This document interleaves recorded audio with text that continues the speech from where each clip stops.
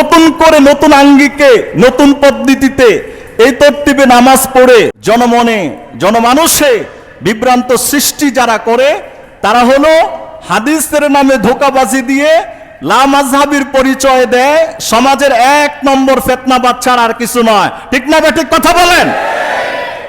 ভুল বুঝাইছে কোন শয়তানে আপনাকে, কোন দুষ্টের ফান্দে পয়রা বগে কান্দে উঠছে? এই সমস্ত বিভ্রান্তির মধ্যে আমরা পড়বো না ইনশাআল্লাহ বলেন। তাহলে নামাজে হাত কয়বার উঠাবো? কয়বার? কোন সময়? তাকবীরে, রুকুতে যাওয়ার সময়, রুকু থেকে উঠার সময়, সিজদায় যাওয়ার সময়, সিজদা থেকে উঠার সময়। কেন না? বলে এই ব্যাপারে হাদিস আছে 1-2টা, তারপরও সেগুলোর ব্যাখ্যা আছে। এই আমল নবীর এক সময় ছিল, পরে ছিল না। দ্বিতীয়, এটা নতুন মুসলমান সাহাবীদের জন্য প্রযোজ্য ছিল। তাহলে হাত না উঠানো কেন? নবী করিমের মাদানী জিন্দেগির 10 বছরের আমল হাত না উঠানো ছিল। আবু বকর, ওমর, ওসমান, আলী ওনাদের যুগে খেলাফত কালে কুফার 1500 সাহাবী, মদিনার কোন সাহাবী এই হাত রফুল ইয়াদাইন নামাজে করতেন না। তাহলে এটার উপর আমল করলে সাহাবীদের সাথে মিলে যায়, নবী করিমের আমলের সাথে মিলে যায়। তাহলে তো আপনি ভুল বুঝেন কেন? এই ধারাবাহিক আলোচনার গুরুত্বপূর্ণ অংশ হিসেবে আজকের আলোচনা হলো রফউল ইয়াদাইন সম্পর্কে। রফউল ইয়াদাইন অর্থ হলো হাত উত্তোলন করা। রফউন মানে উঠানো, ইয়াদাইন মানে 2 হস্ত, 2 হাত উঠানো, এটাকে রফউল ইয়াদাইন বলা হয়। আমরা তো প্রত্যেক নামাজে কমাস কম একবার রফউল ইয়াদাইন করে থাকি। সেটা হলো তাকবীরে তাহরিমা, আল্লাহু আকবার বলার পরে আমাদের 2 হস্তদ্বয় কানের লতি বরাবর আমরা রাখি। তাহলে এটাও রফউল ইয়াদাইন। এই রফউল ইয়াদাইনকে তাকবীরে তাহরিমার রফউল ইয়াদাইন বলা হয়। এটা নিয়ে আমাদের কোনো আলোচনার বিষয়বস্তু এটা নয়, কারণ এটার মধ্যে মতভিন্নতা, মত পার্থক্য এবং সমাজের মধ্যে বিভ্রান্ত এটা নিয়ে সৃষ্টি করা হয় না। রফউল ইয়াদাইন আরেকটা হয় নামাজে, সেটা হলো ইমাম সাহেব যখন কেরাত শেষ করে উনি রুকুতে যায়, যাওয়ার আগে কোনো ভাই হাতটাকে কাত পর্যন্ত উঠায় আবার নামায়, তাই না? আবার রুকু থেকে যখন ইমাম সাহেব উঠে তখন আবারও একই কাজ করে, কান পর্যন্ত তো উঠায় না, কাঁধ পর্যন্ত উঠায় না, বুক পর্যন্ত উঠায়, এরকম করে, আছে না? রুকুতে যাওয়ার সময় করে, রুকু থেকে উঠার সময়ও করে।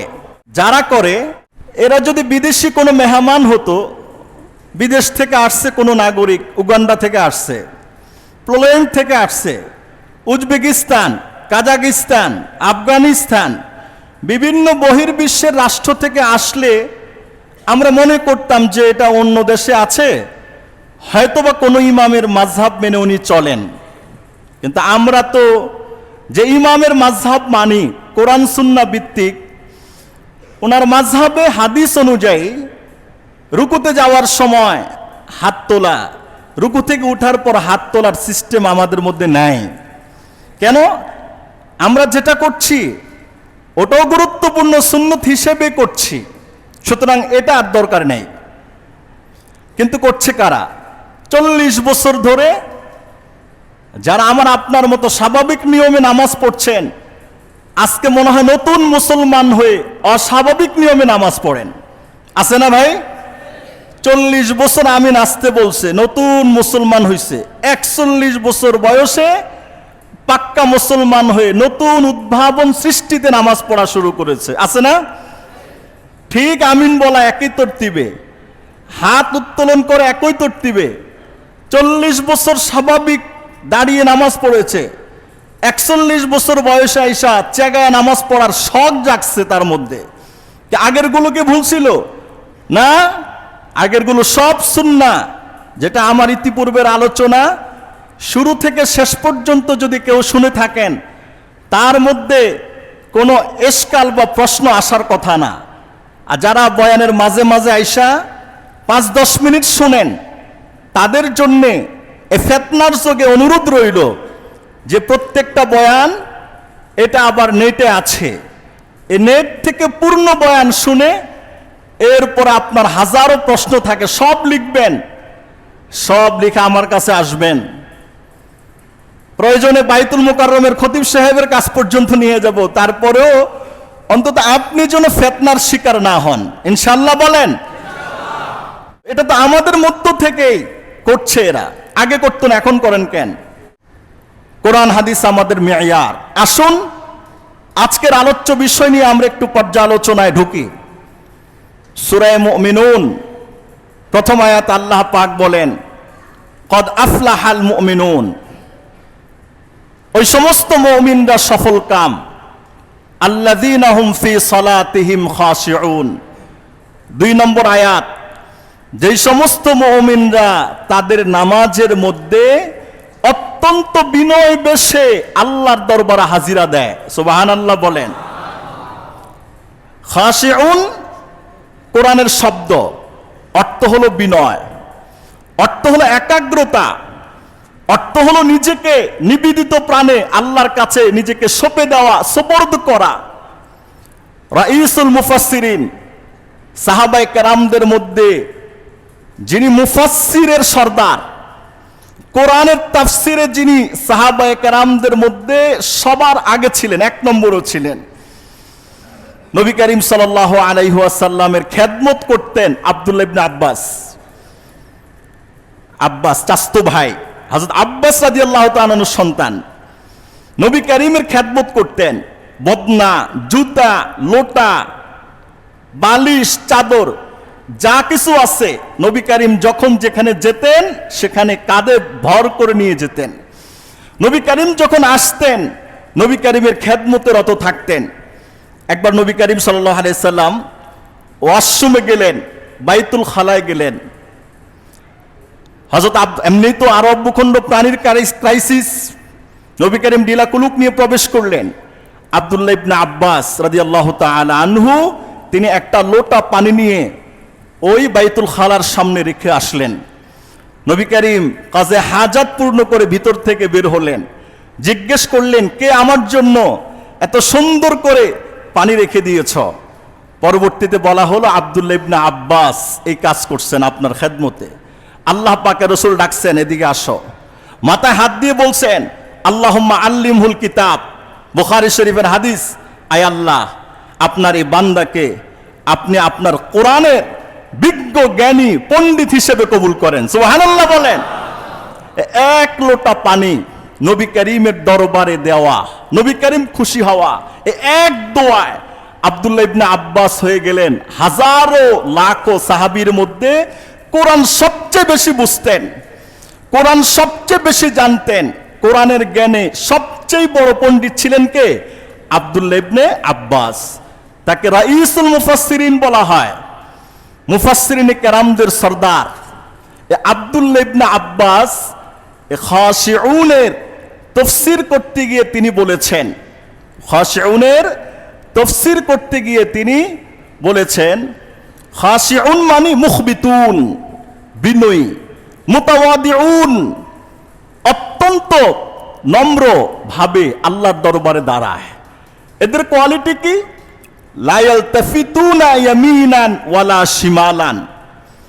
যখন এই বান্দাগুলো নামাজে দাঁড়ায় এতই বিনয় বেশে দাঁড়ায়, ডানেও তাকায় না বামেও তাকায় না, দৃষ্টিটা সেজদার জায়গা দিয়ে দাঁড়ায়। নামাজের মধ্যে ডাইনে তাকাইলেও নামাজ ভাঙবে না, কিন্তু বাঁদিকে তাকালেও ভাঙবে না, কিন্তু নামাজের একাগ্রতা নষ্ট হয়ে যায়। এই যে আল্লাহ বলেছেন যারা একাগ্র চিত্তে নামাজে দাঁড়ায়, এদের বৈশিষ্ট্য সম্পর্কে ইবনে আব্বাস বলেন, লা ইয়ালতাফিতুনা ইয়ামিনান ওয়ালা শিমালান, এরা ডান দিকেও তাকায় না বাম দিকেও তাকায় না, মুখবিতুনা মুতাওয়াদিউন, এরা অত্যন্ত নম্র বেশে দাঁড়ায়, অত্যন্ত বিনয়ী বেশে আল্লাহর দরবারে হাজিরা দেয়। এরপরে ইবনে আব্বাস বলেন, ওয়ালা ইয়ারফাউনা আইদিহিম ফিস সালাত, এরা নামাজের মধ্যে তাকবীরে তাহরিমা ছাড়া আর কোনো ক্ষেত্রে হাত উত্তোলন করে না। তাকবীরে তাহরিমা ছাড়া নামাজের কমপ্লিট হওয়ার আগ পর্যন্ত আর কোনো ক্ষেত্রে হাত উত্তোলন করে না। এই ব্যাখ্যা দিয়েছেন কে? রাইসুল মুফাসসিরিন আব্দুল্লাহ ইবনে আব্বাস। এবার কোথায় যাবেন বলেন? তাকবীরে তাহরিমা ছাড়া আর হাত উত্তোলন করে না, ওই ব্যাখ্যা দিয়েছেন। হাসানে বসরি যিনি জলিলুল কদর তাবি ছিলেন, সাহাবায়ে কেরামদেরকে দেখেছেন, তাদের সান্নিধ্যে ছিলেন, হযরত আলী রাদিয়াল্লাহু তাআলা আনহুর সোহবতে দীর্ঘ সময় ছিলেন। হযরত হাসানে বসরি রহমতুল্লাহি আলাইহি তিনি খাশিউনের ব্যাখ্যা দিয়েছেন, আল্লাযীনা লা ইয়ারফাউনা আইদিহিম ইল্লা ফিত তাকবীরাতিল উলা। খাশিউনের ব্যাখ্যা হলো ওই সমস্ত ব্যক্তিরা যারা নামাজের মধ্যে শুধু তাকবীরে তাহরিমা বলার পরে হাত উত্তোলন করে, এই ছাড়া পূর্ণ নামাজে আর কোনো ক্ষেত্রে হাত উত্তোলন করে না। সুবহানাল্লাহ বলেন। একজন সাহাবীর বক্তব্য দিলাম, তাফসীর বললাম, একজন তাবির তাফসীর বললাম আপনার কাছে। এবার আসুন হাদিস নিয়ে আমরা একটু পর্যালোচনা করি। আয়াত থেকে এটা বুঝলাম তাকবীরে তাহরিমা ছাড়া আর কোনো ক্ষেত্রে হাত উত্তোলন করার ব্যাপারে আব্দুল্লাহ ইবনে আব্বাস তিনি মত দেন নাই, হাসানে বসরিও মত দেন নাই। তাহলে হাত তুলতে হয় কয়বার? একবার। কোন সময়? তাকবীরে তাহরিমার সময়। তাকবীরে তাহরিমা কোনটা? নামাজ শুরু করতে গিয়ে আমি আল্লাহু আকবার বলে হাত বাঁধা, এটাকে তাকবীরে তাহরিমা বলা হয়। ঠিক না বেটি? কথা বলেন।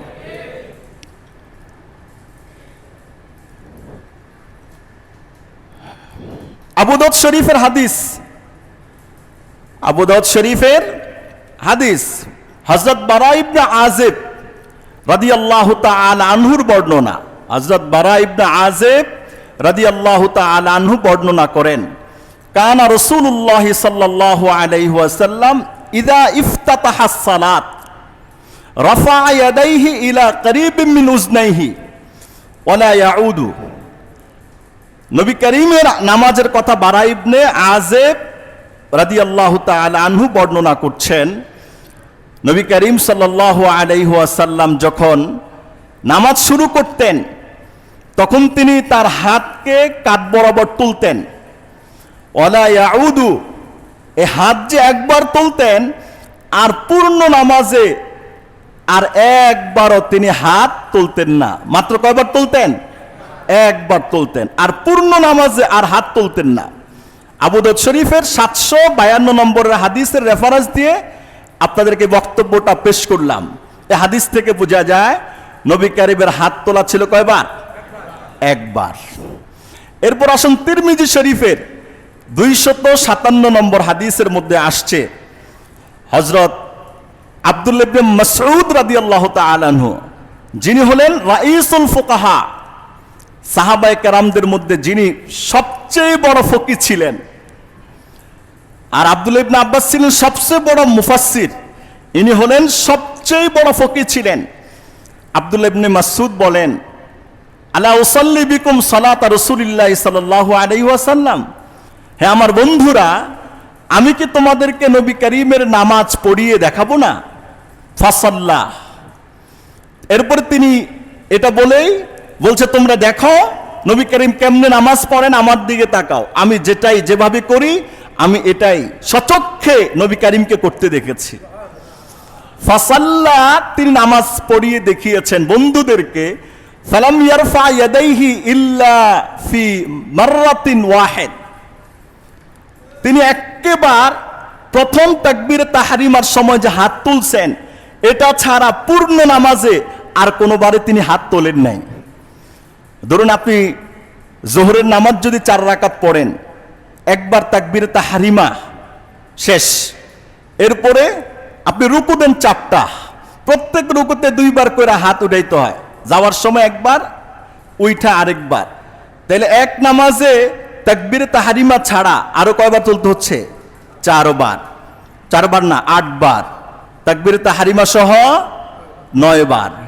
4 রাকাত বিশিষ্ট নামাজে হয় 9 বার, আর 3 রাকাত বিশিষ্ট নামাজে হয় 5 বার, আর 7 বার। 3 রাকাত বিশিষ্ট নামাজে 7 বার, 2 রাকাত বিশিষ্ট নামাজে 5 বার। 2 রাকাত বিশিষ্ট নামাজে 5 বার, 3 রাকাতে 7 বার, 4 রাকাতে কয়বার? 9 বার। নামাজ তো হয় 3, নতুবা 2, নতুবা কত? 4। আব্দুল্লাহ ইবনে মাসউদ বলেন যে নবী করিমের নামাজটা এমন, তিনি তার বন্ধুদেরকে দেখিয়েছেন আর বন্ধুরা দেখেছে যে আব্দুল্লাহ ইবনে মাসউদ নবী করিমের নামাজটা এমন ভাবে শিখিয়েছেন যেখানে শুধু তাকবীর তাহরিমার সময় হাত বাঁধছেন, হাত উঠাইছেন, আর কোনোবার তিনি হাত উত্তোলন করেন নাই। হাদিস থেকে এই কথা প্রমাণিত হয়, হাত উত্তোলন করা নামাজে কয়বার? এই হাত উত্তোলন করা এটা কি ফরজ বিধান, ওয়াজিব বিধান? না, এটা সুন্নাহ আমল, সুন্নাহ। আপনি যদি হাত উত্তোলন নাও করেন নামাজ হবে, হাত যদি নাও বাঁধেন নামাজ হয়ে যাবে, নামাজ হবে। কিন্তু হাত তোলা এটা কি সুন্নাহ আমল। এই সুন্নাহ আমল নিয়ে মানে এমন ভাবে বিশৃঙ্খলা তৈরি করা হচ্ছে সমাজে, মনে হয় যেন এটা ফরজের থেকে আরো বড় কিছু, তাই না? আমি যে সৃষ্ট মতভিন্নতা সম্পন্ন মাসআলাগুলো একাধিক সপ্তাহে বলছি, সুন্নাহ বিষয়, এগুলো নিয়ে সামাজিকভাবে ফাসাদ সৃষ্টিকারীরা এমনভাবে বিভ্রান্ত ছড়াচ্ছে, মনে হয় ফরজের চাইতে আরো বড় কিছু, তাই না? আছে না নাই কথা বলেন? যাদের এই কোয়ালিটি দেখবেন, যারা এই নতুন করে মুসলমান হয়েছে এভাবে দেখবেন, যখন নামাজ পড়ে টাকনুর নিচে তার প্যান্টটা আছে, নামাজ পড়তেছে গেঞ্জি পড়া, অথচ হাতের কোনুই ঢেকে নামাজ পড়া সুন্নাত। নামাজ পড়তেছে খালি মাথায়, অথচ মাথায় টুপি দিয়ে নামাজ পড়া সুন্নত। কথা বুঝেন নাই? নামাজ পড়ছে ক্লিন শেপ, অথচ নবী করিমের জিন্দেগির গুরুত্বপূর্ণ সুন্নত না, এটা ওয়াজিব। প্রত্যেক নবীকে আল্লাহ পাক এই সৌন্দর্য দিয়ে পৃথিবীতে পাঠিয়েছেন, এটা পুরুষের সৌন্দর্য, এটা নবীদের সৌন্দর্য। দাড়ি রাখা ওয়াজিব, ওয়াজিব তরক করলে গুনাহ চলতেই থাকে, কবিরা গুনাহ তার আমলনামা লিখতেই থাকে। টুপির হাদিস পাইলা না, হাত ডাইকা নামাজ পড়ার হাদিস খুঁজে পাইলা না, টাকনুর উপরে কাপড় উঠায় নামাজ পড়ার হাদিস পাইলা না, রুকু সুন্নত মতো হয় না, সেজদাও সুন্নত মতো হয় না, ছাপ্পান ছাপ্পা, মাথায় টুপি নাই, এই সুন্নতগুলো পাইলা না। আর মুসলমানদের মধ্যে বিভ্রান্ত করা যায় কেমনে? এই সমস্ত বিষয় নিয়ে হাদিসের অপব্যাখ্যা, ভুল ব্যাখ্যা দিয়ে জনমনে বিভ্রান্ত সৃষ্টি করছে। লা মাযহাবী নামে এই জাতীয় সম্প্রদায়কে আমাদের লক্ষ্য ওলামায়ে কেরাম বলেছে, এরা সাধারণ মানুষের সাথে হাদিসের নামে জালিয়াতি প্রতারণা ছাড়া আর কিছু করে না। ঠিক না ঠিক কথা বলেন? হযরত আব্দুল্লাহ ইবনে মাসউদ যার রিওয়ায়াত আপনাদেরকে আমি শোনালাম, এই মাত্র যার রিওয়ায়াতটা শোনালাম, বাইহাকি শরীফের 821 নম্বর হাদিস, আব্দুল্লাহ ইবনে মাসউদ বলেন, সাল্লাইতু খালফান নবী সাল্লাল্লাহু আলাইহি সাল্লাম ওয়া আবি বকর ওয়া উমর, আমি নবী করিমের পিছনে নামাজ পড়েছি, আবু বকরের পিছনে নামাজ পড়েছি, ওমরের পিছনে নামাজ পড়েছি। ফালাম ইয়ারফাউ আইদিয়াহুম ইল্লা ইনদা ইফতিতাহিস সালাহ, তারা তাদের হাতগুলোকে নামাজের কোনো ক্ষেত্রেই তুলতো না, শুধুমাত্র নামাজ শুরু করতে গিয়ে তাকবীরে তাহরিমার সময় তারা হাত তুলতেন। সুবহানাল্লাহ বলেন। নবীর নামাজ কেমন দেখেছেন, আবু বকরের নামাজ কেমন দেখেছেন, ওমরের নামাজ উনি কেমন দেখেছেন। আব্দুল্লাহ ইবনে মাসউদ যারা অনেক হাদিস বর্ণনা করেছেন, বেশি সংখ্যক হাদিস বর্ণনাকারীদের মধ্যে আব্দুল্লাহ ইবনে মাসউদ একজন আছেন। তিনি নবী করিমের ডিটেইলস জীবন চিত্রটা আমাদের সামনে তুলে ধরেছেন। এরপরও আমরা নানাবিধ ধোঁকায় পড়ে যাই, তাই না? হযরত জাবির ইবনে সামুরা রাদিয়াল্লাহু তাআলা আনহুর বর্ণনা, মুসলিম শরীফের 430 নম্বর হাদিস। জাবির ইবনে সামুরা রাদিয়াল্লাহু তাআলা আনহু বলেন, কানা রাসূলুল্লাহ সাল্লাল্লাহু আলাইহি ওয়াসাল্লাম ইযা ইফতাতাহাস সালাত, নবী করিম যখন নামাজ শুরু করতেন, নামাজ যখন স্টার্ট করতেন, আরম্ভ করতেন, রাফা ইয়াদাইহি হাজওয়াল মানকিবাইহি, তার দুই হাতকে কাঁধ বরাবর তুলতেন। ওয়া ইযা আরাদা আন ইয়ারকা, যখন তিনি রুকু করার ইচ্ছা করতেন, ওয়া বাদামা ইয়ারফাউ রাসাহু মিনার রুকু, রুকু থেকে মাথা উত্তোলন করার ইচ্ছে করতেন, লা ইয়ারফা, নবী করিম সাল্লাল্লাহু আলাইহি সাল্লাম হাত তুলতেন না। নবী করিম সাল্লাল্লাহু আলাইহি সাল্লাম কি তুলতেন না? হাত তুলতেন না। এটা স্পষ্ট হাদিসের মধ্যে। হযরত সামুরা রাদিয়াল্লাহু তাআলা আনহু আব্বাদ ইবনে আজ-জুবায়ের রাদিয়াল্লাহু তাআলা আনহুর বর্ণিত হাদিসের দ্বারা এই কথাটা প্রমাণিত হয়। হযরত জাবির ইবনে সামুরা রাদিয়াল্লাহু তাআলা আনহুর বর্ণিত হাদিস, যে হাদিসটা মুসলিম শরীফের মধ্যে আসছে, তিনি বলেন, খারাজা আলাইনা রাসূলুল্লাহ সাল্লাল্লাহু আলাইহি ওয়াসাল্লাম, নবী করিম আমাদের কাছে আসলেন। আমাদের কাছে আয়েশা নবী করিম সাল্লাল্লাহু আলাইহি সাল্লাম দেখছেন যে আমরা অনেকেই নামাজ পড়তে ব্যস্ত, তখন বললেন, মালি আরাকুম রাফি আইদিকুম, কি হলো সাহাবীরা, তোমরা নামাজের মধ্যে দেখি প্রত্যেক রুকুতে যাইতে উঠতে গিয়ে বারবার শুধু হাত তোলো, প্রত্যেক রাকাতে। মালি আরাকুম রাফি আইদিকুম কাআন্নাহা আজনাবু খাইলিন শামসিন, তোমাদের নামাজে হাত নাড়া দেখে আমার মনে হয় চঞ্চল ঘোড়া, ও শুধু নেজ নাড়াইতে থাকে, স্থির না।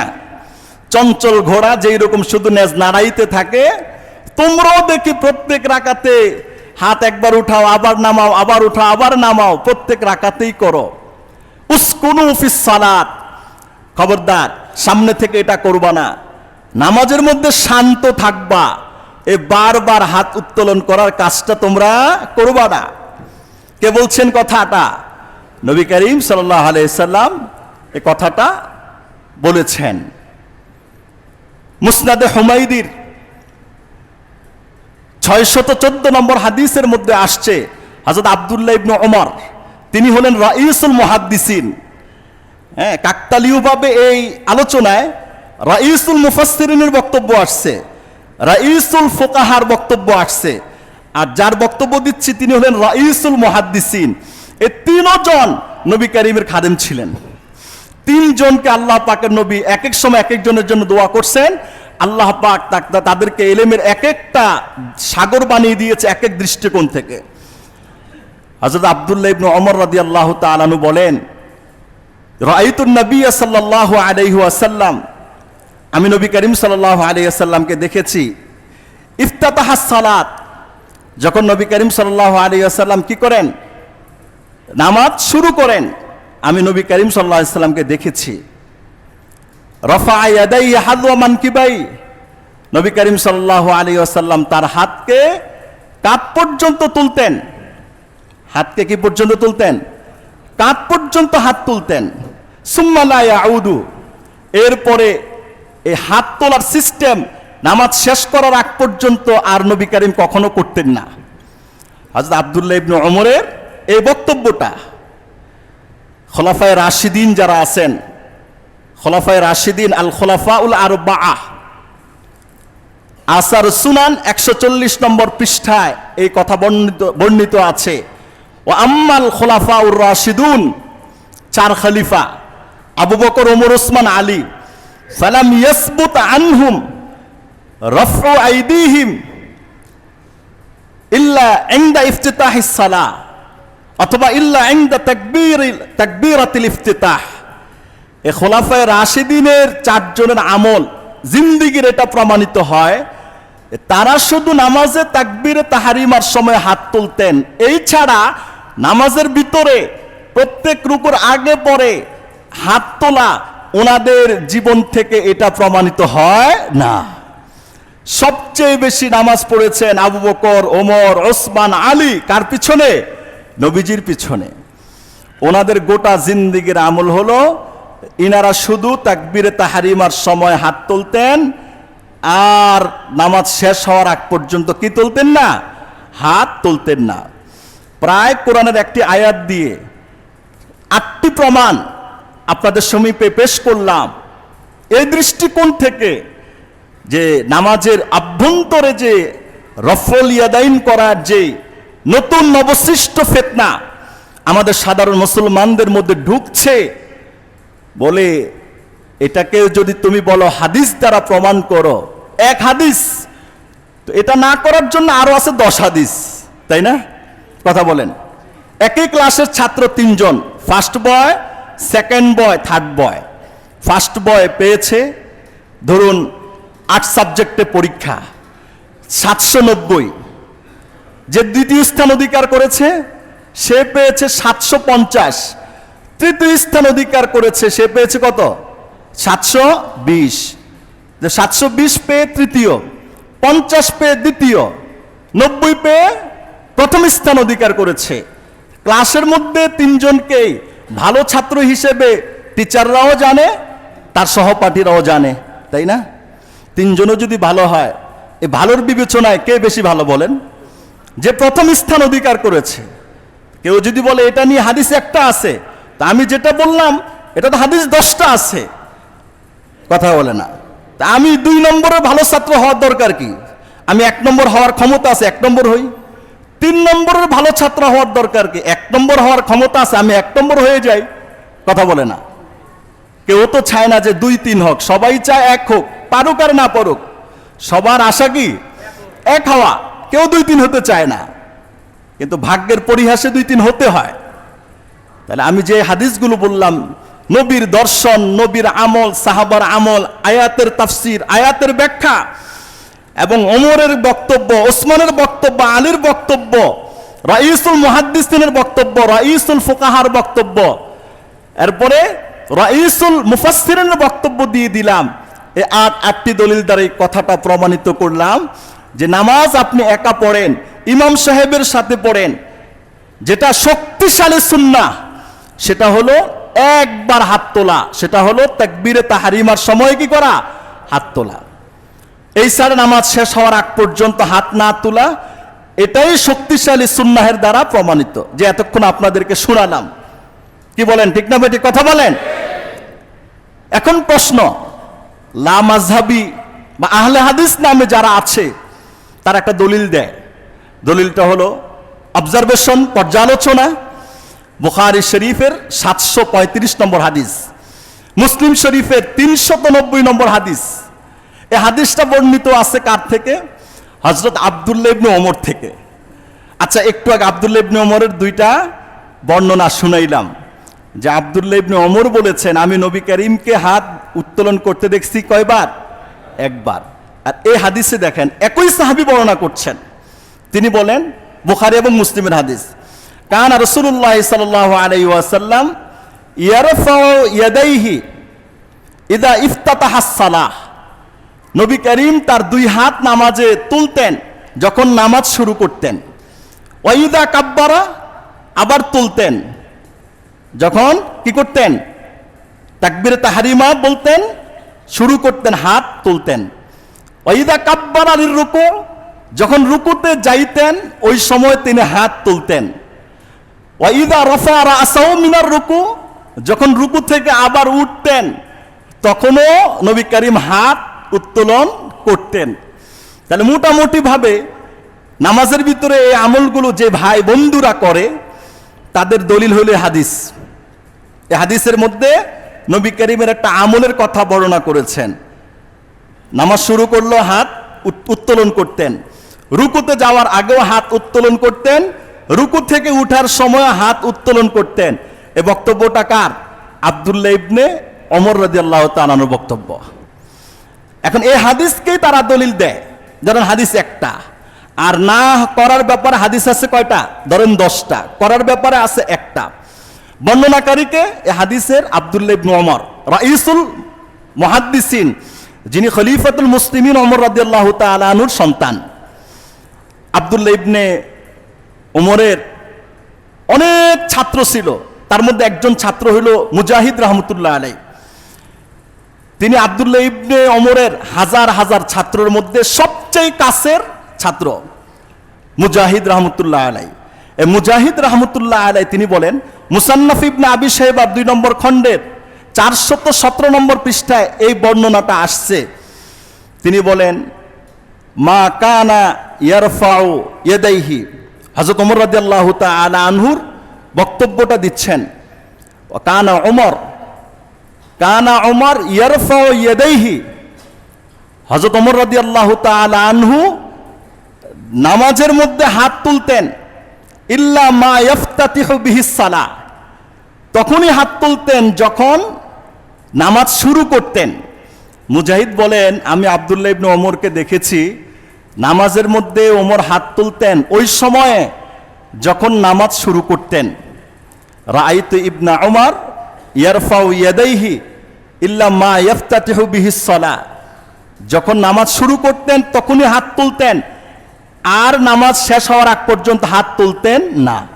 যে ওমর একটু আগে নবী করিমের হাত তোলার কথা বললেন, সেই ওমর ওইটার প্রতি কি করেন না? আমল করেন না। কথা বুঝেন না মনে হয়? আকবরুল ফুকাহা ওয়াল মুহাদ্দিসিন হাদিসের কিতাবের মধ্যে 778 নম্বর হাদিসে আসছে।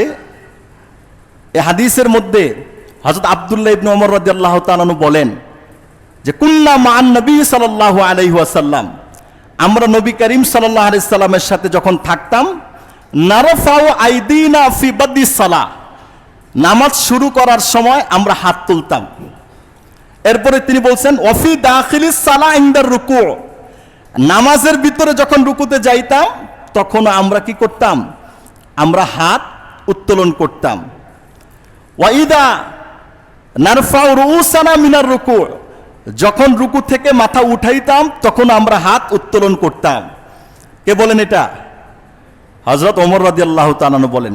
তিনি এই বক্তব্যের পরে বলেন ফালাম্মা হাজারনা মা'আন নবী সাল্লাল্লাহু আলাইহি ওয়াসাল্লাম, যখন আমরা নবী করিমের সাথে মক্কা থেকে মদিনায় হিজরত করে আসলাম, মক্কা থেকে মদিনায় হিজরত করে আসলাম, এই হিজরত করে যে মক্কা থেকে মদিনায় আসলাম, এই সময়ের কথা তিনি বর্ণনা করেছেন। সেটা হইল তারাকা রাফআল আইদি ফি দাখিলিস সালাহ ইনদার রুকুই ওয়া রাফির রাসি মিনার রুকু। তিনি বলেন হিজরত করে আসার পর মদিনায় এসে চিত্র পাল্টায় গেছে। সেটা হলো নবী করিম সাল্লাল্লাহু আলাইহি সাল্লাম আমাদেরকে বলেছেন, আজ থেকে মদিনায় তোমরা নামাজে ভিতরে রুকুতে যাওয়ার আগে পরে হাত উত্তোলন করবা না। ওয়াসাবাতা, আর শুধু অবশিষ্ট রয়ে গেল আলা রাফিল আইদি ইনদা ইফতিতাহিস সালাহ, নামাজ শুরু করতে গিয়ে হাত তোলাটাই মদিনার মধ্যে নতুন আমল হিসেবে স্বীকৃতি পাইল, আগেরটা বাদ। তাহলে মক্কি জীবনের আমল মাদানী জিন্দিগিতে এসে নবী করিম করেন নাই। ওটা হলো আগের আমল, এটা হলো পরের আমল। আগের আমলটা, মক্কার আমলটা মদিনার আমলের দ্বারা রহিত হয়ে গেছে। মক্কার আমলটাকে রহিত করেছে মদিনার আমল। মদিনার আমলটা হলো নাসেখ, মক্কার আমলটা হলো মনসুখ। কোরআনুল কারীমেরও কিছু বিধান এমন আছে, এক সময়ে ইসলামের সূচনা লগ্নে মানুষের জন্যে ইবাদতকে একটু সহজ করার জন্যে আল্লাহ পাক বলেছেন যে যারা রোজা রাখতে সক্ষম তারপরেও রাখে না, ওরা কি করে? ওরা যদি ফিদিয়া দিয়ে দেয় তাহলে আদায় হয়ে যাবে। ধরেন আমার রোজা রাখার ক্ষমতা আছে, আমি রাখলাম না, এক রোজার সদকায়ে ফিতর 200-500 দিয়ে দিলাম, 200 টাকা ধরলে 30 রোজার 6000 টাকা দিয়ে দিলাম, সামর্থ্য আছে, তারপরও কি করি না? রাখি না। ইসলামের সূচনা লগ্নে এটার অনুমোদন ছিল। আচ্ছা, এই অনুমোদনটা যদি আজকে থাকতো তাহলে যাদের টাকা পয়সা আছে মালওয়ালা, আল্লাহর রহমতে একজনের রোজা রাখতো না। এত কষ্ট করে কে? সবাই টাকা দিয়া মোটামুটি পার পেয়ে যেত, তাই না? পরবর্তী আয়াত আল্লাহ বলেছেন ফামান শাহিদা মিনকুমুশ শাহরা ফালিয়াসুমহু, আগের সহজ বিধান বাদ। রমজান মাস পাইছো, সামর্থ্য আছে, রোজা রাখতেই হবে। ইচ্ছা করে একটা রোজা ভাঙলে এটার কাজা 60 রোজা রাখতে হবে। আর যদি না পারো, এক রোজার বিনিময়ে 60 জন মিসকিনকে 2 বেলা করে খানা খাওয়াইতে হবে। আর যদি অসুস্থ হও সেটা ভিন্ন কথা। আগে সুস্থ অবস্থায় রোজা না রাখার ছাড় ছিল, টাকা দিয়া ফিদিয়া দিয়ে ক্ষতিপূরণ দেওয়া যাইতো। পরবর্তীতে এই বিধান কি করা হলো? রহিত করে হলো। এক সময় কাফের মুশরিক বেঈমানদেরকে নবী করিম যাকাত দিয়েছেন ইসলামী কোষাগার থেকে। ওমর রাদিয়াল্লাহু তাআলা বললেন, ইয়া রাসূলুল্লাহ, ইসলাম শক্তিশালী হয়ে গেছে, ওদেরকে যাকাত না দিয়া মুসলমানদের মধ্যে অভাবী অনেক আছে, এদেরকে আগে দেওয়ার দরকার, ওদেরকে দেওয়ার দরকার না, ইসলাম এখন শক্তিশালী হয়েছে। রাসূলুল্লাহ সাল্লাল্লাহু আলাইহি ওয়াসাল্লাম ওমরের বক্তব্য অনুযায়ী এটা স্বীকৃত হলো যে বিধর্মীদেরকে এক সময় যাকাত দিত, এখন যাকাত দেওয়া যাবে না, এখন যাকাত দেওয়া হারাম। দান করতে পারেন প্রতিবেশী হিসেবে, কাছের মানুষ হিসেবে, বন্ধু হিসেবে, কিন্তু যাকাত এটা ইসলামের বিধান। তো এই হাত তোলার আমলটা নবী কারিমও করছেন, আব্দুল্লাহ ইবনে উমরও করছেন, সাহাবারাও করছেন। কোথায়? মদিনায়। হিজরত করার পর আর এই আমল কেউ করেন নাই।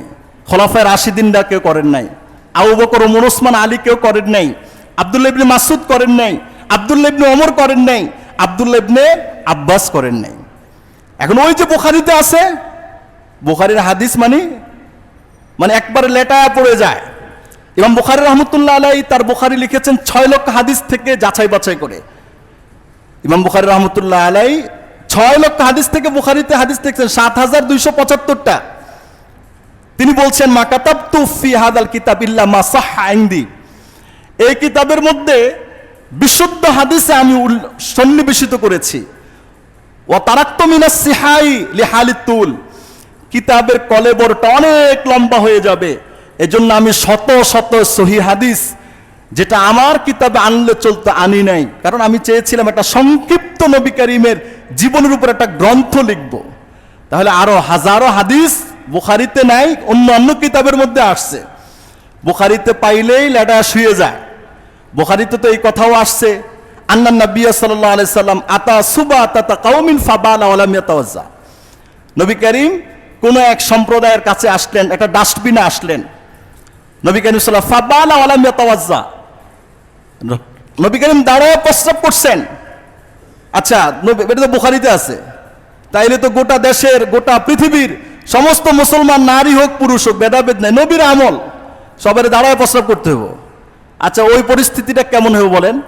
তো বুখারীতে আছে। আর বুখারীতে থাকলেই কি এটা মানতে হবে? নবী করিমের 11 জন স্ত্রী বুখারীতে আছে, তাহলে আমরা কি বিবাহ 11টা আমাদের জন্য জায়েজ? কয়টা সর্বোচ্চ? 4টা জায়েজ। তো এইরকম আরো অনেক বিধান বুখারীতে আছে বলে আপনাকে ভ্রান্তি তৈরি করে দেয় না। ভাই, এই ভ্রান্তির মধ্যে আপনি ঢুকবেন না, ভ্রান্তির মধ্যে আপনি পড়বেন না। তাহলে এই যে হাদিস দেখেন, একটা হাদিসের ব্যাখ্যা আমি কি দিলাম, আর আগের হাদিসের বক্তব্যগুলো আমি দিলাম। এবার আপনাদের কাছে আশা করি এই বিষয়টা সুস্পষ্ট হয়েছে যে নামাজের মধ্যে হাত তোলা একবার তাকবীরে তাহরিমার সময়, এটাই হলো সবচেয়ে শক্তিশালী আমল। খোলাফায়ে রাশিদিন নবীর জীবন থেকে একবার হাত তোলা নামাজের ভিতরে, এটা মক্কি জীবনের আমল, এটা রহিত হয়ে গেছে। ওয়াইল ইবনে হুজুর কিছু কিছু নতুন সাহাবীরা যখন নবী করিমের কাছে আসছিলেন, হ্যাঁ, তো ওয়াইল ইবনে হুজুর, ওই যে বললাম ইয়ামানের রাজদরবার শাহজাদা, 60 দিন ছিলেন মাত্র। ওমর, ওসমান, আলী ছিলেন শত শত বছর, উনি ছিলেন মাত্র 60 দিন। উনি এই হাদিস একটা বর্ণনা করেছেন এইভাবে, আল মুহাল্লার মধ্যে এটা আসছে যে নবী করিম নামাজে হাত উঠাইছেন, এরপরে হাত বাঁধছেন, রুকুতে যাওয়ার সময় হাত উঠাইছেন, রুকু থেকে উঠে আবার হাত বাঁধছেন। এটা হলো নতুন কিছু সাহাবী ছিলেন, ওই সাহাবীদের আমলটা এটা ছিল। এই সাহাবীদের আমলটা এটা কেন ছিল? নবী করিম এটা দেখতে নিষেধও করতেন না, সাহাবীরাও দেখতে নিষেধ করতেন না, যে কিছু কিছু নতুন সাহাবীরা হাত উত্তোলন করে রুকুতে যাওয়ার সময় উঠাও। কেন করতেন? ওরা নতুন সাহাবী, নিষেধ করতেন না। নবী করিমের দাইমে আমল এটা ছিল না, থাকলেও মক্কায় ছিল, মদিনায় মৃত্যুর আগ পর্যন্ত এই আমল নবীর ছিল না, খোলাফায়ে রাশিদিনেরও ছিল না। সেটা কেন? আল্লাহু আকবার, আল্লাহু আকবার বলে হাত তোলা, এটা দ্বারা এটা বোঝানো, আল্লাহু আকবার বলে হাত তুলে আমরা কি বাঁধি না? এর অর্থ হলো আল্লাহ, পৃথিবীর যা কিছু আছে সমস্ত শিরিক থেকে আমি চিরমুক্ত, সমস্ত শিরিককে পিছে ঠেলে দিয়ে আপনার দরবারে হাজিরা দিলাম। আল্লাহু আকবার বলে হাত উত্তোলন করার এটা উদ্দেশ্য, সমস্ত গায়রুল্লাহ বাদ দিলাম, একমাত্র আপনি। তো নতুন সাহাবীরা মাত্র কুফর থেকে ইসলামের মধ্যে প্রবেশ করেছেন, এখনো তাদের ভিতরে ওই যে কুফরের মূর্তি পূজার এটার একটা স্পিরিট কাজ করে, যেটা 40 বছর লালন করছে। একদিন, 5 দিন, 10 দিন মুসলমান হয়ে তো এটাকে এত তাড়াতাড়ি ভোলা যাবে না, ওটা ভুলতে একটু সময় লাগবে। এজন্য নবী করিম সাল্লাল্লাহু আলাইহি সাল্লাম নতুন সাহাবীদেরকে বলছেন, নামাজের মধ্যেও যেন মূর্তি পূজার ওয়াসওয়াসা না আসে। শুধু এটা না, সেজদা যাওয়ার সময়ও রফুল ইয়াদান করতেন, সেজদা থেকে উঠলেও রফুল ইয়াদান করতেন, রুকুতে যাওয়ার সময় রফুল ইয়াদান করতেন, রুকু থেকে উঠলেও রফুল ইয়াদান করতেন। ওই নতুন সাহাবীদের দিলের ভিতরে এই কথাটা বোঝানো যে আমরা হার হালাতে মূর্তি পূজার গায়রুল্লাহ থেকে আমরা মুক্ত, এটা কিছুদিন করতেন। এখনো যদি কোনো নতুন মুসলমান হয়ে এই কাজটা করে, প্রাথমিকভাবে এটা তাকে নিষেধ করার দরকার নাই, এটা সে করুক। কেন? এটা করলে গায়রুল্লাহ থেকে নিজেকে অনেক পবিত্র রাখা যায়। কিন্তু আমরা যারা ইসলাম লালন করছি জন্মের পর থেকে, আমাদের জন্য প্রেক্ষাপট আসে নাই, এটার উপর আমল করার কোনো প্রয়োজন নাই, আমল করার কোনো দরকার নেই, এজন্য আমরা এটা করিও না। তাহলে এটা একটা বিশেষ প্রেক্ষাপটে, একটা বিশেষ কারণে, এটা সর্বসাকুল্যে সবার জন্যে এটা কিন্তু সাহাবায়ে কেরামের জিন্দিগি থেকে এটা বলা হয় নাই। কুফার ভিতরে 1500 সাহাবী ছিলেন, মদিনা অনেক সাহাবী ছিলেন। 1500 সাহাবীর জীবনে একটা হাদিস নেই যে নামাজের মধ্যে রুকুতে যাওয়ার সময় ওঠার সময় রফুলিয়া দেন করতেন। ভাই বুঝতেছেন? আল্লাহ পাক আমাদেরকে বুঝার, আমল করার তৌফিক নসিব করুক। সবাই বলুন আমিন। তাহলে নামাজে হাত কয়বার উঠাবো? কয়বার? কোন সময়? তাকবীরে, রুকুতে যাওয়ার সময়, রুকু থেকে উঠার সময়, সেজদায় যাওয়ার সময়, সেজদা থেকে উঠার সময়। কেন না? বলে এই ব্যাপারে হাদিস আছে 1-2টা, তারপরও সেগুলোর ব্যাখ্যা আছে। এই আমল নবীর এক সময় ছিল, পরে ছিল না। দ্বিতীয়, এটা নতুন মুসলমান সাহাবীদের জন্য প্রযোজ্য ছিল। তাহলে হাত না উঠানো কেন? নবী করিমের মাদানী জিন্দিগির 10 বছরের আমল হাত না উঠানো ছিল। আবু বকর, ওমর, ওসমান, আলী ওনাদের যুগে খেলাফত কালে কুফার 1500 সাহাবী, মদিনার কোন সাহাবী এই হাত রফুল ইয়াদাই নামাজে করতেন না। তাহলে এটার উপর আমল করলে সাহাবীদের সাথে মিলে যায়, নবী করিমের আমলের সাথে মিলে যায়। তাহলে তো আপনি ভুল বুঝেন কেন? ভুল বুঝাইছে কোন শয়তান আপনাকে? কোন দুষ্টের ফান্দে পয়রা বগা কান্দে উঠছে? এই সমস্ত বিভ্রান্তির মধ্যে আমরা পড়বো না ইনশাআল্লাহ। বলেন আল্লাহ পাক আমাদেরকে ফিতনা থেকে, মুক্ত থেকে সুন্নাহ মোতাবেক নামাজ পড়ার তৌফিক দান করুক, আমিন। আমি আরেকটা জুমা সামনে আলোচনা করব, এরপর আমি প্র্যাকটিক্যাল পূর্ণ নামাজ দাঁড়ায়া শুরু থেকে শেষ পর্যন্ত আপনাদেরকে দেখাবো। রাজি আছেন সবাই? আল্লাহ আমাদেরকে তৌফিক দান করুক।